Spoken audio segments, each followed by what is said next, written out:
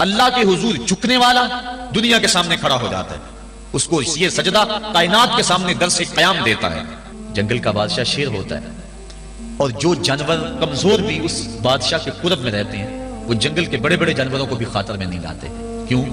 ان کے اپنی ذات میں تو اتنی قوت نہیں ہوتی، لیکن انہیں اس شے کا احساس ہوتا ہے کہ میں جس کی صحبت میں رہ رہا ہوں وہ اس جنگل کا بادشاہ ہے، اس کی قوت کا لوہا سارے مانتے ہیں، اور اس کے قرب میں رہنے والے، اس کی گود میں رہنے والے کسی اور کو خاطر میں نہیں لاتے، اور کسی کا خوف ان کے سینے میں پیدا نہیں ہوتا۔ تو جو مالک کو ماننے والے ہیں، توحید کے دامن میں پناہ لینے والے ہیں، لا خوف علیہم ولا ہم یحزنون، کائنات کی کسی شے سے نہیں ڈرتے۔ بلکہ مفسرین نے فرمایا، یہ جو قرآن مجید میں آتا نا اتقوا اللہ، اس کا معنی اللہ سے ڈر جاؤ،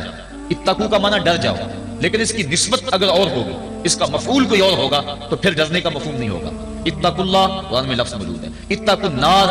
اس کا معنی یہ نہیں کریں گے آگ سے ڈر جاؤ، جبکہ لفظ تو وہی ہے اتقوا اللہ، اللہ سے ڈر جاؤ۔ اتقوا النار اس کا معنی ہونا چاہیے آگ سے ڈر جاؤ۔ جو لوگ لفظی ترجمہ کرنے بیٹھ جاتے ہیں اور شریعت کے مزاج سے آگاہ نہیں ہوتے، وہ ترجمہ القرآن میں بڑی غلطیاں کرتے ہیں۔ اس لیے ہر کس و ناقص کا ترجمہ نہیں پڑھنا چاہیے، دیکھنا چاہیے کہ قرآن کی روح کو اور منشا کو اور شریعت کے مزاج کو کس نے سمجھا ہے۔ تو اتقوا اللہ کا معنی اللہ سے ڈر جاؤ، اتقوا النار وہی معنی ہونا چاہیے آگ سے ڈر جاؤ، لیکن علماء کہتے ہیں، مفسرین نے اس کی تصریح کی ہے، فرماتے ہیں جب اتقوا النار کہیں گے تو اس کا معنی یہ نہیں ہوگا کہ آگ سے ڈر جاؤ، اس کا معنی ہوگا آگ سے بچ جاؤ۔ اتقوا اللہ کا معنی اللہ سے ڈر جاؤ، اتقوا النار کا معنی آگ سے بچ جاؤ۔ لفظ وہی ہے لیکن مفعول کے بدلنے سے مفہوم بدل گیا، اس لیے کہ جو مومن ہے وہ اللہ کے علاوہ کسی سے نہیں ڈرتا، اس کے سینے میں کسی کا خوف نہیں پنپ سکتا۔ حقوق اولاد کے حوالے سے میں نے گفتگو کے اندر کہا تھا، جو افراد موجود ہوں گے اس جمعہ میں انہیں اچھی طرح یاد ہوگا کہ ہم بچوں کی جب تربیت کرتے ہیں تو ان کے نفسیات کا ہمیں لحاظ رکھنا ہوگا۔ بعض کا بچہ رو رہا ہوتا ہے، ماں نے اس کو چپ کرانا ہوتا ہے، کوئی ضروری کام ہوتا ہے،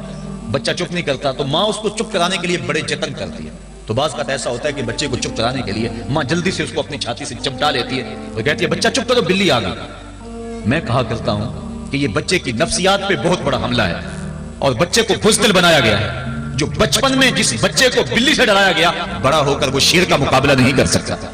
تو بچے کے نفسیات کے اندر یہ شے بچپن میں ہی ڈالی جائے کہ اللہ کے علاوہ کسی کا خوف اس کے سینے میں پنپ نہیں نہ پائے۔ یہ ہے تربیت جو ہم اپنی اولاد کی کریں، اور ایک یہ تربیت ہے جو اہل ایمان کی محمد عربی نے کی تھی۔ 313 ہو کے جبل کی قوتوں کے خلاف کھڑے ہو گئے۔ جب عمیر نے جا کے رپورٹ دی نا ابو جہل کو کہ وہ تو 3 اونٹ کھا سکیں گے، اور 300 سے کچھ کم اور کچھ زیادہ ان کی تعداد ہے، اس سے زیادہ نہیں ہے، میں خوب وادیاں دیکھ آیا ہوں، میں خوب ٹیلے دیکھ آیا ہوں۔ تو ابو جہل نے سنادید قریش کو بلا کر کہا عمیر کی رپورٹ سنو کتنی حوصلہ افزا ہے، صبح لڑائی کی نوبت نہیں آئے گی، صبح تو رسیاں اکٹھی کرو، چکر چکر کے مسلمانوں کو اونٹوں کی پشتوں پہ باندھ لیں گے، اور پھر سین حرم میں جا کے کعبۃ اللہ کی دیواروں کے ساتھ باندھ دیں گے، لوگوں کو تماشا دکھایا کریں گے کہ یہ نیا دین لے کر آئے تھے اور یہ ان کا کیا حال ہے۔ جب اس نے رعونت بھرے اتنی زبان سے اس کے جملے نکالے تو عمیر جو سارا منظر اپنی آنکھوں سے دیکھ کر آیا تھا،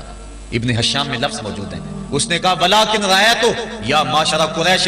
الْبَلَايَا تَحْمِلُ الْمَنَايَا، اے قریش کے سرداروں اتنے بھی تکبر میں نہ ہو، میں اپنی ان آنکھوں سے دیکھ کر آیا ہوں کہ یثرب کی اونٹنیاں اپنی پشتوں پہ نری موتیں اٹھا کے لے آئی ہیں، ان کے بدن پہ چیتڑے ہیں، ان کے پیٹ کمر سے لگے ہوئے ہیں، لیکن وہ زخمی سانپوں کی طرح پیچ و تاب کھا رہے ہیں۔ کل ان میں سے کوئی نہیں مرے گا جب تک تم میں سے ایک ایک کو لڑ نہیں جاتا۔ تم تو یہ کہتے ہو رسیاں کٹھی کرو، میرا مشورہ مانتے ہو تو رات کے اندھیرے میں بھاگ سکتے ہو تو بھاگ جاؤ۔ اس قوم سے لڑنا تمہارے بس کا روگ نہیں ہے جو مرنے کے لیے آئی ہے۔ اتنی بڑی قوت کو دیکھ کر ان کے سینے میں خوف پیدا نہیں ہوا، بلکہ آپ جانتے ہیں بدر کی تاریخ گواہ ہے کہ 2 گھوڑے تھے، ایک روایت میں صرف ایک گھوڑا تھا، 6 زرہیں تھیں۔